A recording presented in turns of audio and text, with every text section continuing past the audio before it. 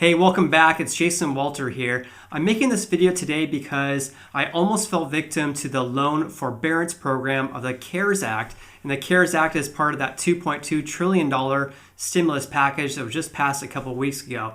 So my lender offered me this program, the loan forbearance program, but I opted to pass after I found some major pitfalls with this program, and I'll discuss that in this video. It's been reported that a record number of homeowners are taking advantage of this loan forbearance program. According to some reports, there's been a 2,000% increase in homeowners deciding to do this. But what I really worry here is that some people are not reading the fine print, but I did. I'm going to report that to you so you can make an informed decision so you can decide whether or not this program is right for you. The large increase in loan forbearances is really no surprise because governors across the U.S. are closing their non-essential businesses across their states. And this has caused over 16 million Americans to file for unemployment benefit claims over the past 3 weeks. And just last week, 6.6 million people filed for unemployment. In addition, companies across the U.S. are cutting back on their workforce. So for example, Yelp actually just laid off and furloughed about 2,000 employees. And there are also other reports that Tesla is going to be cutting back on their workforce due to the closures of some of their factories. It's an understatement to say that there's a large increase in the number of people who need assistance with paying their bills, and that number continues to increase. As you know, the U.S. government responded and passed a $2.2 trillion stimulus package that gave a big boost to unemployment benefits, including a $600 weekly increase of up to 4 months on top of state benefits. It also extended unemployment benefits to those who normally do not qualify, and those would be gig workers, freelancers, and independent contractors who are affected by this COVID-19 virus. In addition, this CARES Act, or the stimulus package, added on an additional 13 weeks of state benefits. Furthermore, Americans should start receiving $1,200 each as long as you make less than $75,000 if you're single or less than $150,000 if you're married filing jointly. Plus, you receive another $500 per qualifying child, and the first round of payments are scheduled to go out next week, but we will see about that. There's also some reports that there may be some more stimulus money coming after this, but it's really too early to tell whether or not this is going to come to fruition, so definitely do not count on it. In addition, the CARES Act allows homeowners to request a loan forbearance to defer their mortgage payments for up to 180 days and potentially for an additional 180 days for those who qualify. However, this only applies if you have a federally backed mortgage such as FHA, VA, USDA, Fannie Mae, and Fannie Mac, for example. And by the way, if you're a homeowner and you want to know if you have a federally backed mortgage, just contact your loan servicer, and that's the company that you send your mortgage payment to, and just ask them if you are part of this program. If you find out that your mortgage is not federally backed, you can still ask for financial assistance because regulators have been pushing these lenders who are not federally backed to still work with you. Let me briefly describe what happened with me and how I ultimately decided not to move forward with this loan forbearance program. Then I'll discuss the advantages and disadvantages of this program. I'm a realtor here in Sacramento, California, and because we have the stay-at-home order in place, I haven't been able to do my job to the full extent ever since we had the stay-at-home order, which has been, I think, about 3 weeks now. So I found out through my friend who is self-employed, and he is a non-essential worker, and so he actually contacted his loan servicer to see if there was anything that they could do for him. And what they gave him was a 3-month period where he does not have to make any mortgage payments. And his loan servicer approved this loan forbearance period for 3 months because his business is completely closed. He's not getting any income in whatsoever, but he still has bills to pay. So I thought to myself, that's really great that his mortgage company is really working with him. So I thought, well, I've been affected by this pandemic. I'm a real estate agent. I'm not able to show houses, meet any clients face to face. And so I called my loan servicer, explained the situation, and they offered me 6 months where I do not have to make any mortgage payments whatsoever. I just told them basically what was going on, and they didn't ask for any documentation whatsoever. They just trusted me based on my word and approved me on the spot. However, I did a ton of research about this loan forbearance program, and I decided not to move forward with this. And I found out really there are some advantages of this program, but there are some key disadvantages of this program as well. So let me discuss both of those with you.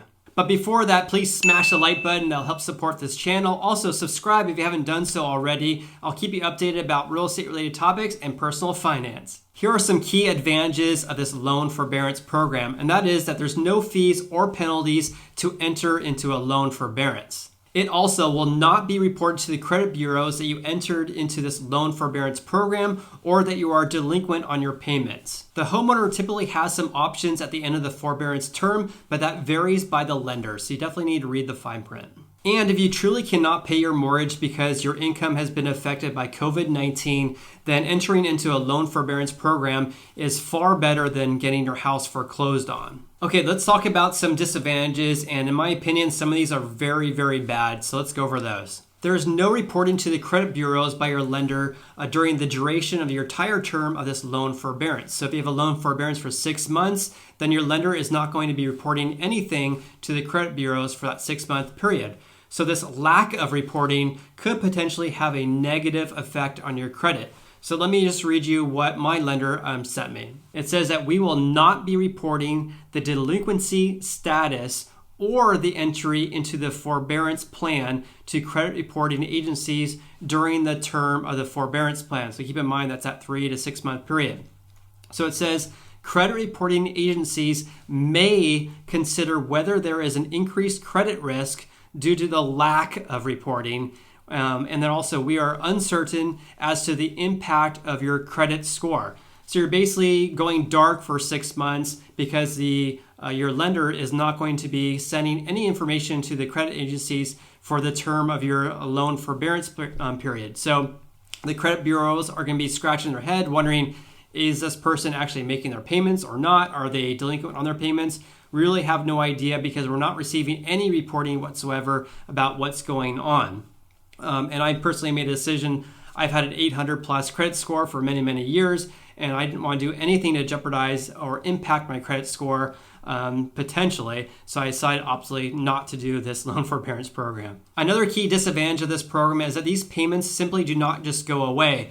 You have to pay for these missed payments at a later point in time. Here's yet another major disadvantage of this loan forbearance program, and that is what happens at the end of this term.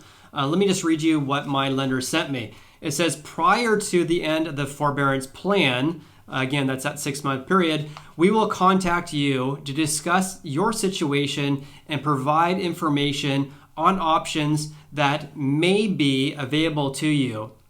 Options to resolve your delinquency may include a reinstatement, a repayment plan, or a loan modification plan. So let's go over each of those. So the reinstatement, that sounds great, right? You had a reinstatement, awesome, you didn't make any payments for 6 months, you just reinstate. Nope, that is actually the worst option for you. What that means is that you have to make a balloon payment for all your missed payments, and then your missed payments would be your principal and interest. So if you stop making your mortgage payment for 6 months, then suddenly this reinstatement means that you have to make a lump sum payment for your missed payments, which is absolutely horrible. The repayment program means that you're actually going to be setting up a payment plan to help pay off your balance owed. But this completely vague language, there's nothing in here to say what that payment plan would look like, how long it is, and how much your payment's going to be. In my opinion, the loan modification is absolutely positively the best option for you if you're thinking about doing a loan forbearance. So what they effectively do is take all your missed payments and they bake it into your loan, but you still have the same interest rate and payment. So they effectively would just increase the term of your loan. If you are having a 6 month loan forbearance period, then they might increase your loan term by 6 months. And what I really do not like about this letter that was sent to me was the vague language. So if you're thinking about doing a loan forbearance and you get a letter from your lender, make sure there's clear language in place there about what your options are going to be, not what there may be. So if they were going to force upon a homeowner to do a balloon payment with that reinstatement plan, that's going to be $5,000 to $10,000 or more for many homeowners that are going to have to write a check after this loan forbearance period.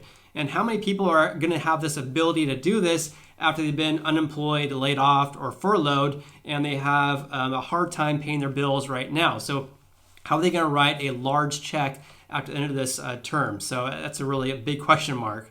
On top of this, my loan servicer states the following.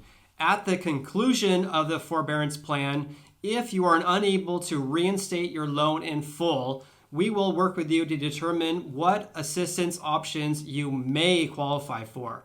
You may be required to submit an application for assistance. Potential options include a repayment plan or loan modification. So my question is, what happens if I were to apply for this loan modification and they deny it? Am I going to be forced to make this balloon payment of all these missed payments for the last 6 months I have been making my mortgage? Or will I have to sell my house?